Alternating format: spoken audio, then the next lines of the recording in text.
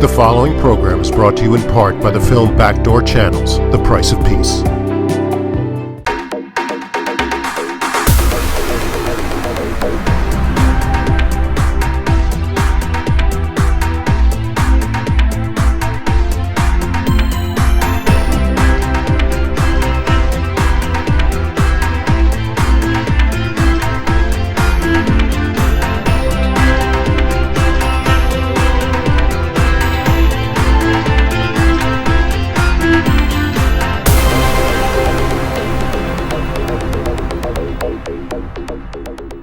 Welcome to another Leon Charney Report. We have a really eclectic and exciting show tonight.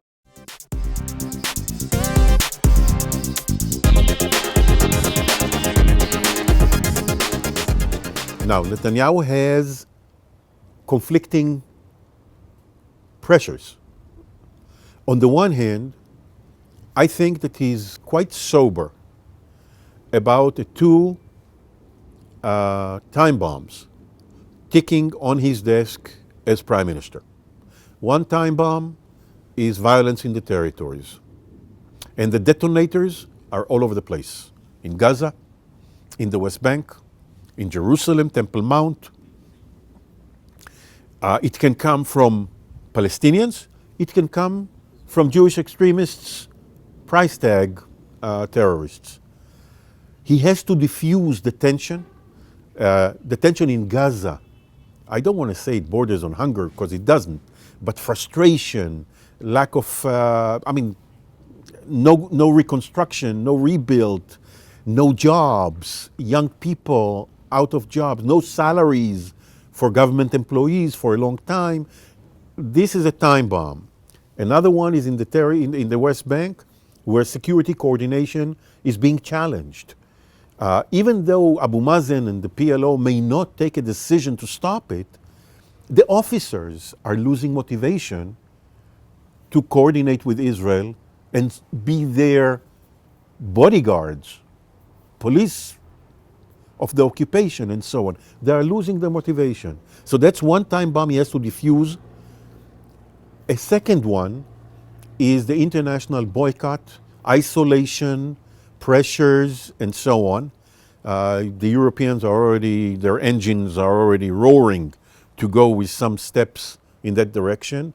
And he's well aware of the devastating economic consequence, potential devastating economic consequences of something like that, of a trend like that, which can come top down from the governments and can come bottom up from labor unions that refuse to deal with Israeli goods or whatever.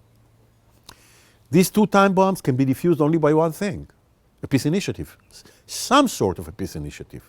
Now, it's not going to be the kind of permanent status agreement with the Palestinians tomorrow morning, but it will have to be something that the world and the Palestinians will consider serious enough. A narrow coalition of the kind that he can form tomorrow morning, of 67 homogeneous, ideologically right, that coalition will lead him in a very different direction. Inevitably, the pressure from within to expedite settlement activity, maybe to annex some territories, but certainly not to offer any gestures for peace, is going to be tremendous.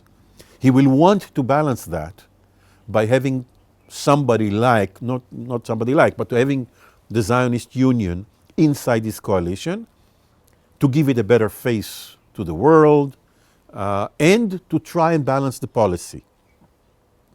On the other hand, his natural coalition partners, including his own party, doesn't want it. They say, we won. We have 67 in 120 Knesset. We have a clear majority. What do we need it for? It's time to run on what we believe in. And we already heard these voices this morning. So between these two pressures, I'm not sure where he's going to end up. But as I said, he will face two problems here, not just three, I'm sorry. One is the one I mentioned, which is inside Likud. There'll be tremendous opposition, because that means that senior Likud members are not going to get the kind of positions elevation from Knesset member to minister, deputy minister, whatever, that they are looking for. Second problem will be inside labor. I'm not sure it's going to be so easy for Herzog to convince his party to go for it. When you look at the makeup of the labor Knesset faction, there are quite a few young people who are deeply ideological and will fight against such a deep compromise on principles. The third problem that he has is that twice before, a Livni coalition partner created the collapse of the coalition in his eyes. The first time was when she was with Ramon. After Y River with Barak, he felt that he was betrayed by Tzipi Livni and her movement at the time. The last time is when he felt that Yair Lapid and Livni conspired to bring him down. That's not what eventually brought him to the decision, but it is something that enshrined in his memory. He doesn't trust such coalition partners. So it is between these three factors, and I cannot tell you where it's going to fall. Will Herzog convince his party to go for it? Will Netanyahu convince his party to go for it? Or will he opt for what seems to be a homogeneous and therefore more stable coalition? It is always a toss-up between Netanyahu's inclination to stick with the base, with the homogeneous base, and the need to pacify the world. Okay? These are the two that are competing now, I think, on his desk, in his mind, in his consultations. What is heavier? The need to contain world intentions to force him in a direction he doesn't want to go, or the need to secure the base. Now, Arthur Finkelstein, who is his strategic super advisor, keeps hammering in his direction. It's the base, it's the base, it's the base. First, second, and third. Watch your base. I don't think that he will want to go through another experience that he risks that the Shas, Aguda, the ultra-Orthodox, will hold it against him for the second time in a row, that he keeps them out of the coalition and away from budgets and all the other things that go with it. The Arab United List is a very interesting experiment. On the one hand, it created a lot of enthusiasm in the Arab sector, gave them the opportunity to, for the first time, to show as a very powerful element in the Knesset. On the other hand, it's an impossible coalition. I mean, you have in the same party, you have the most extreme Islamic fundamental believers with communists and everything in between. Can they stick together for a long time? I doubt it very, very much. When we will see the friction, when real decisions have to... Now, they were spared the most severe tests of their cohesiveness by the result of the elections. When it was a deadlock, you know, when it looked like the two parties and the two blocs are almost even, they had to make a decision, do they or do they not recommend to the president to give the mandate to Bougie Herzog, okay? The Islamists couldn't ever accept such a thing. The communists couldn't think of not doing so. Well, that test that could have fractured them in the first week after the elections they were spared. They don't have to recommend anybody. Netanyahu is the next prime minister. When is the next test where communists and Islamists will not be able to agree on anything? I don't know how long it will last. It looks not, I mean, the two pressures, the people like it. Their voters like it very much, the unity. The politicians, I don't think, can live with each other. So which one will weigh heavier? We'll see soon. Everybody is referring to as Netanyahu's Gewalt campaign. Okay? There were two characteristics of this campaign of the last few days. The turning point were the last polls allowed to be published by law. And that was on Friday. All the polls on Friday, all of them, showed the Zionist camp or Zionist Union with a gap over Likud of between 3 and 4 seats.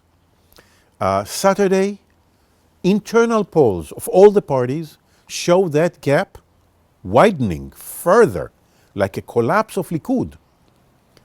Not that the Zionist camp was gaining, but Likud was losing. And people were going to Kahlon, to Yesh Atid, to other parties. Netanyahu picked it up very quickly. And instead of saying, well, what can I do? I lost the elections. Let's prepare a speech. He gave a fight that we have not seen in a long time, if ever. The man who would not grant an interview to any Israeli media for over a year was on the airwaves every 5 minutes with the most negligible media available. Internet, radio, TV, whatever. Anybody got an interview with a message that he refined that was very, very sharp. And the man has the instinct to read what makes his voter tick. And with that message and that blitz campaign, he swallowed, he didn't even try to bring voters from the other side. His message was, if we are the smaller party, they are prime minister. So let us be the bigger party. So don't give yourself the luxury of voting to the next party to my right or the next party adjacent to me, because then we are all going to be in opposition. You got to vote for us or else they are prime minister. And that brought them back. And suddenly you saw a rush of voters from Bennett. He realized that there was a Bibi fatigue. They were leaving Likud not because they didn't like Likud. They were leaving Likud because they were fed up with Netanyahu. But his message that if you're fed up with me, you're going to make them prime minister, worked. If he goes for a narrow coalition, where the settlers who voted for him and those who didn't, still Bennett has 8, and his own original party has a very serious faction that is committed to the same approach as the settlers. If he goes for a narrow coalition, cohesive, stable, homogeneous, everybody thinks alike, he is going to, even if he doesn't want to, he's going to be forced to do things that he believes are counterproductive for the Eretz Israel, for the no compromise agenda, which means we're going to take a step and another step and another step, and then one step too many that will bring the world all over us. Netanyahu is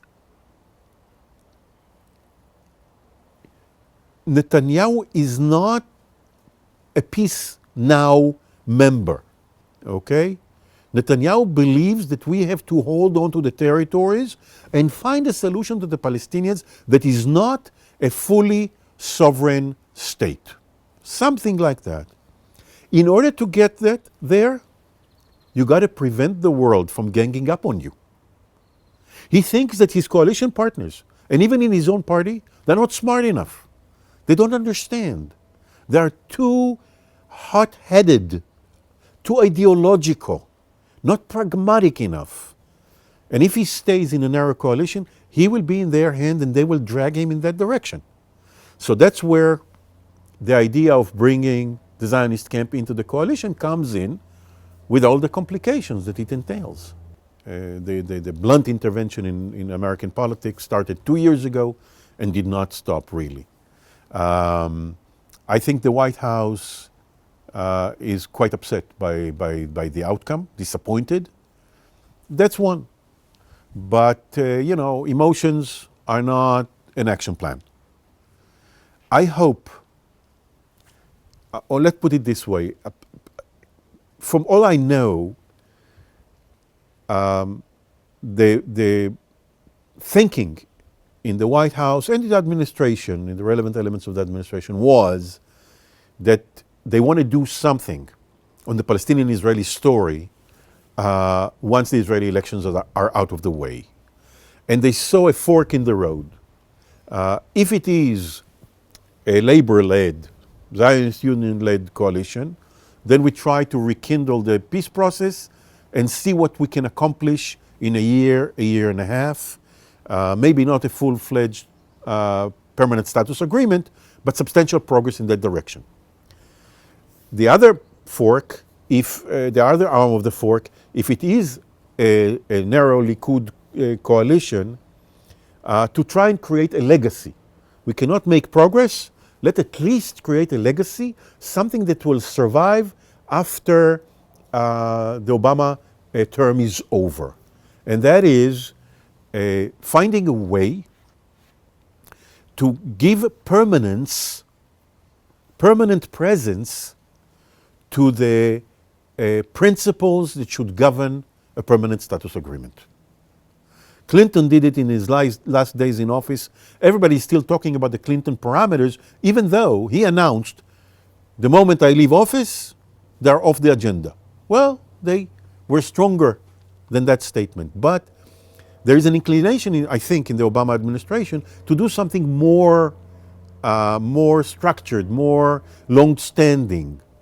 I hope that both the Europeans and the Americans will end up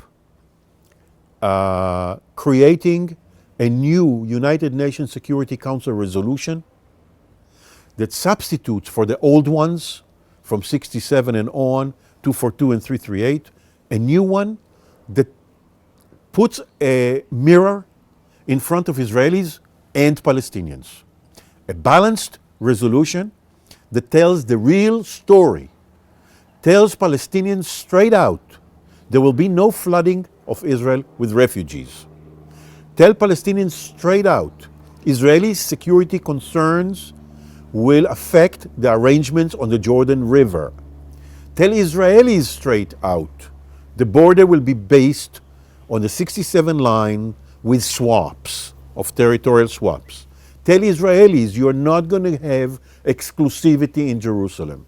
Jerusalem will serve as a capital of both states. Put a mirror in front of the two of them. Basically, tell the two parties, forget about your fantasies, wake up to reality. When you will be forced to negotiate, we don't know. When you will be ready to negotiate, we don't know. But when you are ready to negotiate, these are the boundaries of what you're going to be expected to do. I hope that the White House will lead, or at least will wink at the Europeans and let them lead an effort to create a new UN Security Council resolution that leaves a legacy of the Obama tenure. This is what we leave for future presidents, for future Israeli prime minister and Palestinian leader. What I'm suggesting is, as long as Netanyahu is prime minister, and certainly in the next term, we're not going to have a permanent status agreement. But we're not going to have a permanent status agreement, not only because this is Netanyahu's inclination, that he's not inclined to go in that direction, but also because the Palestinian side is not ready for a permanent status agreement, and also because the Arab world is not yet ready to offer the kind of support for a peace process without which it's not going to happen. Okay? So we have three factors for which permanent status agreement is not going to happen during the remainder of the Obama administration. What can the Obama administration do, given that they are not going to bring about a permanent status agreement on this side of the horizon, okay? What can they do to contribute to peace between Israelis and Palestinians and to regional stability, short of a permanent status agreement? They can do basically two things. One is enshrine the principles that will govern negotiations when the parties are ready, whenever it is. It may take 3 years, 5 years, nobody knows. So have a UN Security Council resolution, establish the boundaries of what is real, what is possible. The second thing that they must do, in my judgment, is make sure that the parties don't take steps that makes it impossible to come back to the negotiations in the future. All kind of unilateral steps that make it impossible for Israelis and Palestinians to be separated. What we learn from the legacy of Leon Charney is two things. One, we will not have serious negotiations without a serious back-channel diplomacy. Just doesn't happen. You gotta have this informal, deniable, discreet channel with mutual confidence to test ideas before they become formal. So that's one. You must have a back channel. We learned that from Leon. Welcome to another Leon Charney show, and we are talking to you from the Knesset in Jerusalem, Israel, in the United Jerusalem, I believe. Yuval Steinitz is our man on the camera tonight with me, and he is chairman of the Foreign Affairs and Defense Committee. If you watch this show regularly, which we hope many of you do, you know that he's been sort of a regular on our show, and he is he's truly expert, by the way, in the defense and security of this country, and it is a big time in Israel now. The disengagement is coming. He's a member of the Likud party, and if I recall from my prior interviews with Yuval, he has a lot of problems, A, with the Egyptians, and B, he sort of likes the Navy very much. Am I correct, Yuval? Always. Always. Almost Navy. always. Is that because you're from Haifa? What? You're from Haifa. They love the Navy up there. No, this is not the reason. I think that Israel is such a tiny, minuscule state that if you need some strategical depths, especially in this difficult region, you can create it only in the sea. All right, Yuval, where we're sitting now is the room of the Defense Committee. I guess it's your room, but next door they sit, all the powerful men of Israel who hold the secrets. The disengagement, you voted for disengagement, which is not that popular in the Likud right now. Why? Why? Because I thought, generally speaking, that it is not good for Israel to sit in the middle of Gaza. This is extremely densely populated area, populated by Palestinians.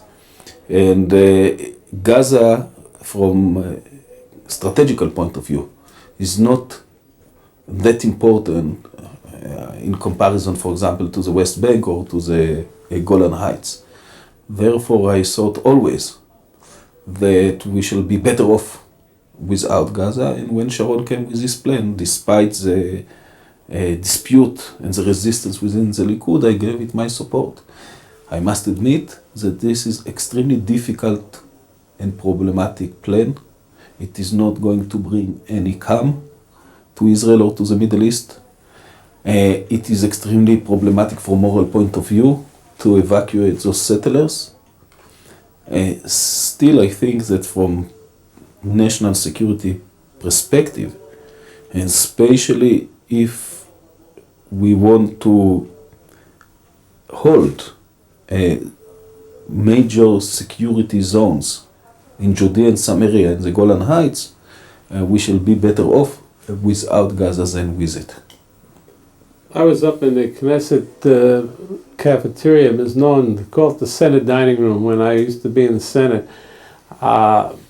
Some people talk that there could be a nefarious plan by Sharon that after he does this, there might be a war after this. Have you heard anything like that? Yes, I don't think, but one thing is, unfortunately, quite certain, that sooner or later we are going to face, with or without the disengagement, a new wave of violence, a new wave of terrorism, for the simple reason that instead of disarming the terrorist groups and the terrorist networks, Abu Mazen is enabling all terrorist groups now to recover from the very heavy blows Really? that they suffer from Tzal and the Shin Bet, and to draft people to produce and smuggle more weapons and to prepare the next round of terrorism and bloodshed. So with or without the disengagement, we have to be prepared for a new war of terrorism and of course against terrorism. It's a pessimistic thought, isn't it? Yes, and therefore, since I think that we have to be realistic and that it is better for us to preempt, my view is that already today, even prior to this engagement, we have to go to a massive military operations in Gaza, something like Defense Shield number 2, as we did in the West Bank 2.5 years ago, in order to jeopardize this process of the recovering of the Hamas and the strengthening of the terrorist networks. So you're saying now you're calling for the army to really clean out the problems in the Gaza before you disengage? Yes, I think that first, I'm not calling the army, I'm calling the government to order the army, of course. We are living in a democratic society. But the answer is yes, and I think it's important to do it before the disengagement, because there will be no disengagement under fire. You cannot order 8,000 civilians and maybe 20,000 civilians who will come to protest there to leave their homes under fire. And this might cause a real bloodshed. And since the Palestinian Authority is doing entirely nothing against terrorism, against the shelling of Shderot and Gush Katif, even today, nothing. We say on our show that Yes. watch Shderot. If you see Qassam rockets still going over Shderot, you'll see no disengagement. I've been saying that for half a year. Yes, That's symbolic of something that's going on here. maybe you are right. Maybe you are right. But what you're telling me is Abbas is doing nothing to curtail terrorism. You tell me, obviously, the United States government knows this. I mean, you people talk all the time. Yes. You visit Washington, the Secretary of State comes, everybody knows what's going on. And still nothing happens. I mean, By the way, if I may say, Sure. I was extremely frustrated when President Bush praised Abu Mazen for his resistance or denouncement of terrorism. yeah. Because Abu Mazen right now enable the Hamas and other terrorist organizations to gather force, to draft people, to exercise people, and to prepare the next round of violence. And therefore I was extremely frustrated to see that he is being praised on his resistance for terrorism, although since the Cairo summit between Abu Mazen and the Hamas, it is clear that he actually guaranteed that they will be able to exercise people, to preserve their arms, and to prepare the next round of violence. Bush did that? Unfortunately. I think is very good. Well, I don't want to interfere in United States internal politics. I think that he is very good friend of Israel. I think that he is a great leader in the global war on terrorism. I think that here he did a mistake. So, but it's, again, I reiterate, it's a highly pessimistic thought. So I think that you're what we call in the United States a remorseful buyer. That you bought into the disengagement plan, but you're half and half. You're with 1 foot out and 1 foot in. because I don't see constructively if you feel that there will be a war or there'll be a condition preceding to the disengagement of a clean out there. I'm not sure where this thing is going. No, let me be clear about it. I realized that this might be so from the beginning when Sharon came with disengagement. I supported it, but still I said, if somebody thinks that this will bring some calm or some peace in the region, this is illusion. If somebody thinks that it's going to be easy, this is illusion. If somebody thinks that this will encourage Abu Mazen, or it was still in the time of Arafat, the Palestinian Authority, to finally fight and prevent terrorism and to fulfill their most fundamental basic commitments of Oslo, this is illusion. I supported it for very pure strategical reasons, although I do realize that it's going to be extremely difficult, problematic, and no calm will come out of it. So in the Likud, you have a faction of 13 or 16 rebels led by Uzi Landau. What happens when you see them and they talk to you? Are they trying to convince you to become a rebel? Yes, of course. But let me tell you, even if I would object to this engagement, I would not go so far as to try to topple Sharon and the government. I do appreciate Ruby Rivlin's and Gideon Sa'ar behavior. They were against the disengagement, but despite Sharon's behavior, and Sharon misbehaved himself many times, and they didn't broke the rules. So you're going to stay, you're not going to become a rebel in the Likud. Is the Likud divided now, by the way? Well, very much. On the So you're going disengagement. to do new elections now. Would there be a Likud or be a two Likud? Likud A and Likud I B? think we can preserve one Likud, especially if the election will be after the disengagement, because we do agree about many other things with regard to Jerusalem, United Jerusalem, with regard to wide security zones in the West Bank, with regard to the Golan Heights, and with regard to other issues, not to do with the territories necessarily. I believe it's important to Israel and for the Likud to stay together. I think we are able to stay together. It will be, by the way, more difficult if Sharon remain in power. It will be more natural and less difficult if, for example, Bibi will gain power after the disengagement in the next primaries. Will anybody challenge Bibi? Other than Sharon? No, it seems quite obvious that there are only two competitors Olmar? on the Likud leadership, and also the prime minister position are Bibi and Sharon.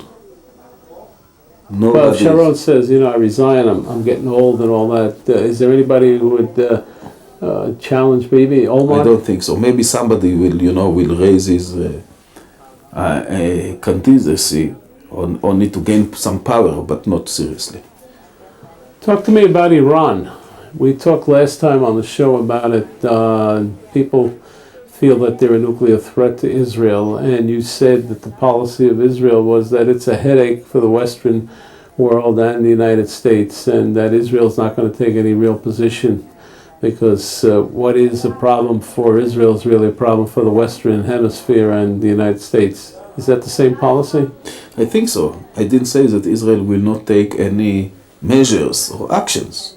I said that it's not our rule and our capacity to lead the world against this forthcoming threat. It is the rule of the Western world, of Europe, of Russia, and all the more of the United States of America. I still believe that this is the case, and I still believe that Iran is a devastating threat to Israel and to the Middle East, but not just to us.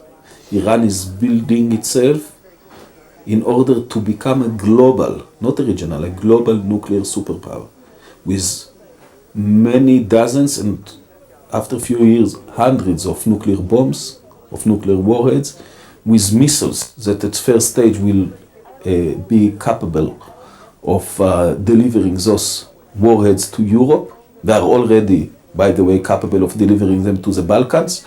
The next generation of missiles, the Shihab 4 or 5, will be able to deliver them until London, and the 6, the Shihab 6, will be already intercontinental, and then they will be able to pose a threat to the United States of America with missiles directly from Iran. So this is a threat, existential threat to Israel, but this is a devastating threat to the entire free world.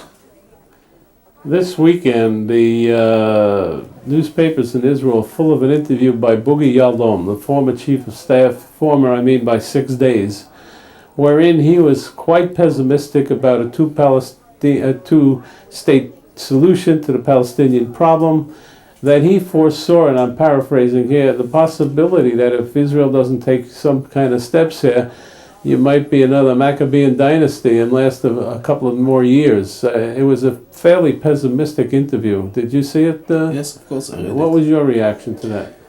Oh, I do agree with him, generally speaking. As it seems today, even two-state solution will not end the conflict, and therefore it's not a true, genuine solution to the Middle East problem. I'm not confident.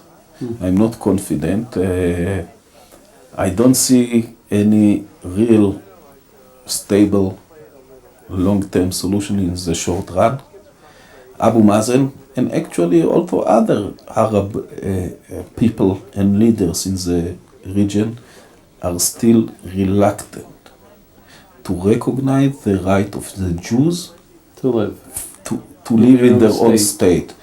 So it's not a matter of borders, of security arrangements. The main problem in the Middle East is this racist philosophy. It is a racist philosophy shared by most Arab, not all of them, that there is no place for a Jewish state. The Jews, unlike Palestinians, unlike Egyptians, unlike Americans or Italians, the Jews do not have the same basic rights to preserve their tiny, minuscule national homeland, in their historical homeland. Since this is so prevalent in the region, I'm not very optimistic in the short run, at least. And if I look to Egypt, What and if I see what is going on in these big, strong Arab countries that did peace with Israel already 26 years ago, the terrible incitement in Egypt, the clear delegitimation of Zionism and of Israel's very right to exist and to be created at first place. And the military preparations and the military indoctrination, the indoctrination of Egyptian officers, that we have to be prepared for maybe another conflict, armed conflict with Israel. The terrible anti-Semitic incitement, based on the protocols of the elderly of Zion, on the Egyptian government TV, depicting the Jews as those evil people who are trying to destroy the world and therefore should be eliminated before. All this is 2 weeks ago we did a not show on the encouraging. protocols of Zion. Okay, so you have children. Yes, How old you are have they? How old? two sons, 16 and a half years old, or alone, 14 years old, and my daughter are 10 years old.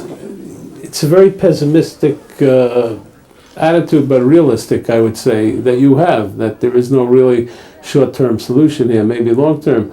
What do you tell your kids? I mean, where do you see them growing up? What kind of world do you think they'll have? They have to realize that we are living in a very difficult and sometimes very hostile surrounding.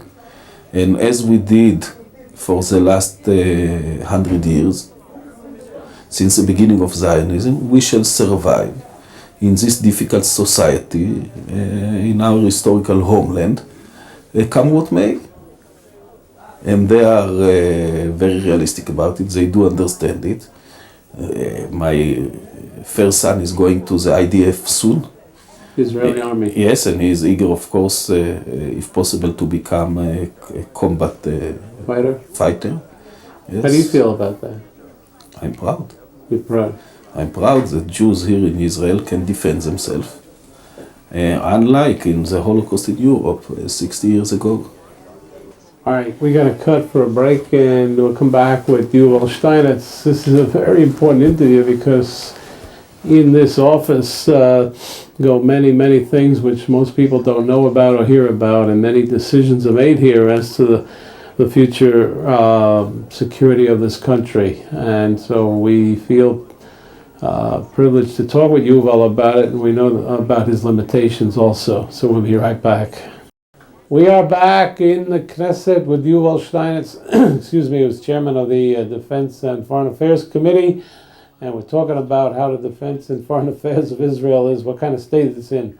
All right, let's, I know you're on time constraint, and let's run around the countries a little bit and tell me what you're thinking. Russia, helpful? Russia, helpful to Israel right now? Well, relations are improving with Russia. I visited in Russia together with a delegation 2 months ago, prior to Putin's visit here. For the first time, they gave us clear commitment. Speaking about the foreign minister Lavrov, about the head of the Security Council Ivanov, people from the Atomic Agency, that if there will be further Iranian violations, either of the NPT, of the Non-Proliferation Treaty, or of the Iranian commitments for Russia or to the European group, they will support delivering the Iranian nuclear issue to the Security Council and taking very tough measures vis-à-vis Iran. So at least in this aspect, there is some improvement. I believe that finally the Russians do understand that Iran is eager to become a global nuclear threat and to be capable of threatening Moscow and other major cities in Russia with nuclear warheads. And that it is danger not just to Israel and the Middle East, not just to the Western world, but also to Russia as well. How's your relationship with Turkey today? Relations with Turkey are also improving. There was a tough period or difficult period after the new Islamic government was elected in Turkey. There were some very bold statements by the Turkey Prime Minister and some ministers. I think that in the last few months things are improving. There is goodwill on both sides. The Turkish are eager to continue to cooperate on many things, including on security and on defense, and I hope that things are improving. Jordan, this is the best relations that we have in the Arab world. The relations between Israel and Jordan are good, at least between the governments, not between the people, unfortunately, but between the governments. The Jordanian government is preventing terrible anti-Israeli and anti-Jewish incitement, unlike in Egypt, for example. You said something very important. And let me finish, and there is also very close, intimate and good cooperation on combating terrorism and on intelligence between the two states. That's important because a lot of the insurgents are going to Jordan, from Jordan through Iraq, through Syria, etc., etc. But you said something interesting, and I think politicians have to listen, so I think the ears have to be clean. France proved that the political leaders don't make the decisions that the people want by turning down the EU constitution. And this is Leon Charney making a prophecy to you. Watch the elections now in Europe. Watch what happens with the EU constitution. Watch how it affects Israel too, because the Muslim populations are very strong in Europe, and there is latent or patent anti-Semitism running around there. And as you know, and I know, that the British Society of Professors tried to blackball your former university and Bar Ilan University. Watch the dynamic there, Yuval, because you said, you know, the people, and the people are talking, and it's a tremendous change. This is a Charney prediction, not coming out of the Defense and the Foreign Affairs Committee, but we're friends and we can openly talk about these things. And I think you're going to see something very dramatic happen there. And vox populi, as they say in Latin. I'm sure that, according to what I hear from Arik Sharon and his people, he doesn't want to pay too much attention to the EU. Is that a correct or incorrect statement? No, I never heard such statement from him. I think that Europe is very important for us. Yeah. Europe is becoming stronger and stronger, at least on the economic level. And it's very important for us to improve our relations with Europe. And by the way, in the last few years, things are improved with most of Europe, not with all of Europe, but with most of Europe. We are working very hard on it. Next week I'm leading a delegation of the Defense and Foreign Affairs Committee to Brussels, to NATO mainly. But just now I'm coming after meeting a big and important delegation of leading parliamentarians from Holland. And they came with a lot of positive attitude and understanding of our difficulties in this difficult region. All right, I know you got to run. If I come back here in September, post disengagement in Gaza, is there going to be a dramatic change in this country internally? Will there be sort of civil war, little civil war strife, fights between civilians and the army, police, etc.? What will it look like? Nothing like that, nothing to that level. No. I think it was stupid from the Prime Minister to say that Israel, that the atmosphere is close to that of civil war here. It is not close to it. There is a lot of tension, a lot of bitterness. I believe that after the disengagement we shall overcome the internal tension. There is no danger of civil war or even of very large riots or things like that. It is tense. It is difficult. We are going to do a difficult thing. It is not going to bring calm, as I mentioned before. By the way, I hope that we won't come on September, but on October, because in September I hope to come to you. I'm going to Washington with to another meeting of the Joint Parliamentary Committee for the Senate, the Congress, and the Knesset. Right, that I chair with Senator John Kyle, and I hope to be interviewed in New York. We'll bring you back on the show. Be interesting.